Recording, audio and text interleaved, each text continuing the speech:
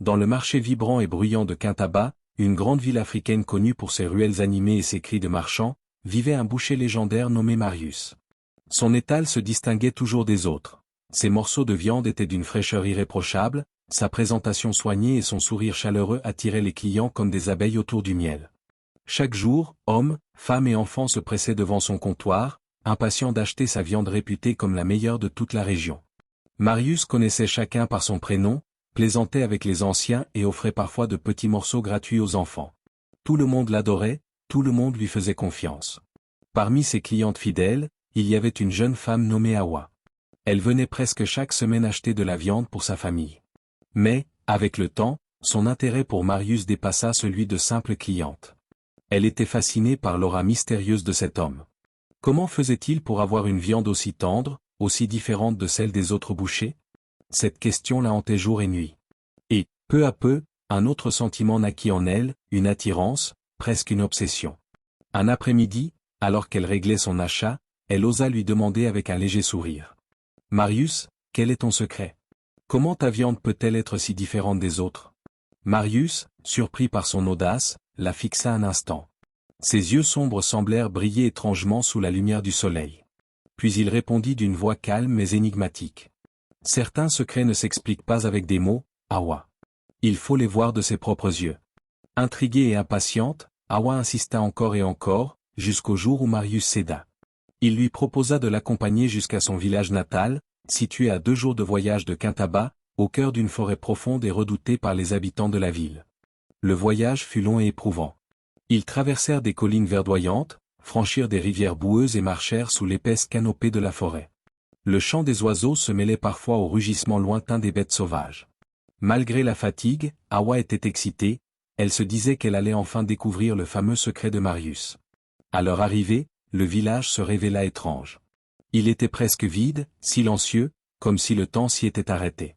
Les quelques cases en bois semblaient abandonnées, et pourtant, une présence invisible flottait dans l'air.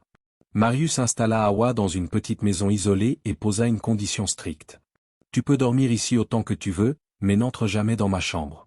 Peu importe ce que tu entends, peu importe ta curiosité, cette porte doit rester fermée. » Awa hocha la tête, mais son cœur bouillonnait de questions.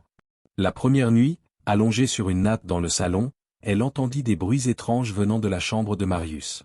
Des murmures, des gémissements, des sons qu'aucun mot ne pouvait décrire. Tremblante mais incapable de résister, elle s'approcha discrètement de la porte et colla son œil contre une minuscule fissure. Ce qu'elle vit lui glaça le sang, Marius se transformait lentement. Sa peau devenait sombre comme les cendres, ses yeux s'illuminaient d'une lueur rouge sang, et ses mains prenaient la forme de griffes acérées. Devant elle, l'homme qu'elle admirait se métamorphosait en une créature démoniaque, un esprit maléfique qui n'avait plus rien d'humain.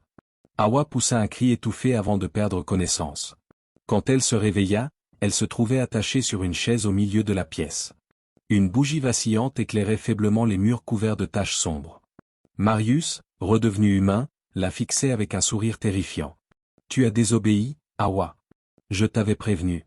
Maintenant, je n'ai plus le choix. » Il sortit lentement ses instruments de boucher, les alignant soigneusement comme pour un rituel. Ses couteaux brillaient dans la lueur orangée. Awa, le souffle court, se débattait, ses poignets brûlant sous les cordes. La pièce semblait se refermer sur elle. Dans un dernier élan de désespoir, elle réussit à desserrer un nain et s'élança hors de la maison. La nuit était noire, la forêt immense.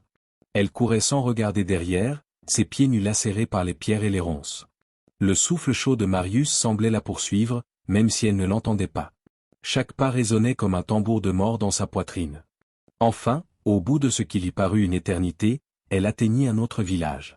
Couverte de blessures, ses mains tremblantes s'accrochèrent aux villageois. Entre 2 sanglots, elle raconta son histoire. Mais les habitants, sceptiques, secouèrent la tête, cela ressemblait plus à un délire qu'à la vérité. Pourtant, quelques chasseurs, intrigués, acceptèrent de l'accompagner.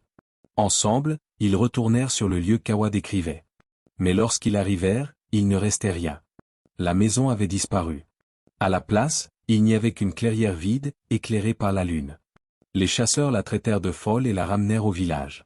Peu à peu, la rumeur se répandit, Awa avait perdu la raison. Rejetée, incomprise, elle retourna à Kintaba où, rongée par ses souvenirs, elle sombra dans la folie. Ses proches finirent par l'interner dans un asile, où ses cris résonnaient dans les couloirs. Il est là. Marius est là. Il vend encore sa viande. Quant à Marius, il réapparut quelques mois plus tard, non pas au même marché, mais dans un autre quartier de Quintaba. Ses clients, toujours fascinés par la qualité exceptionnelle de sa viande, continuaient de l'acclamer sans savoir qu'il se nourrissait peut-être de l'horreur elle-même. Et chaque soir, derrière son comptoir, Marius souriait. Mais dans ses yeux brillait un éclat inquiétant, celui d'un prédateur éternel, cachant son secret sous le masque de la normalité. Ainsi naquit la légende du boucher de Quintaba, une histoire murmurée entre enfants pour les effrayer la nuit, mais ignorée par les adultes, au risque qu'un jour, ils croisent le regard de Marius et deviennent à leur tour ses prochaines victimes. Si cette histoire vous a plu, n'oublie pas de t'abonner, laisse un j'aime et dites-nous en commentaire depuis quel pays regardez-vous la vidéo.